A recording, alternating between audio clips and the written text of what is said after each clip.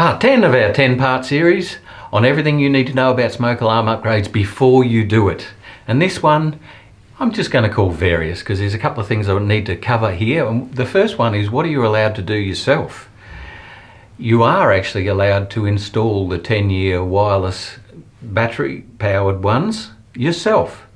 The big issue is if anything happened. You would be standing in coroner's court. The judge would say, are you a competent person according to the legislation? And those requirements are that you have skills, training or experience in that area. In other words, we're talking about life safety here. You have to know all the rules, and there's various areas of legislation, the Australian standards, National Construction Code, the Queensland legislation.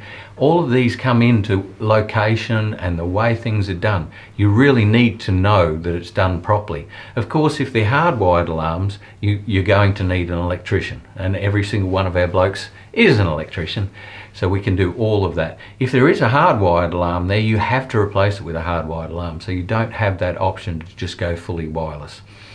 The other thing I wanted to cover off on was anti-tamper. There is one of the brands that we use, the Cavius brand, have an anti-tamper device, so that if you're in a place that you do not want them to take the alarms down, you don't want them to have that capability, this thing clicks in and has a release button that you need a tool to get it down. So it's a very handy thing if you know that it's going to be an issue with taking things down.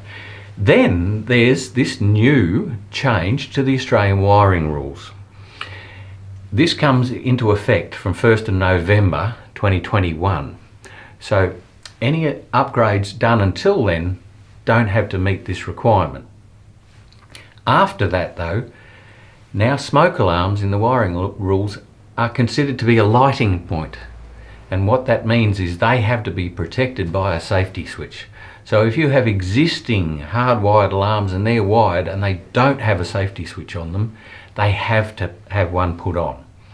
So keep that in mind. I think you should go ahead before the 1st of November. Who wants to wait till the last minute and get caught up in the rush?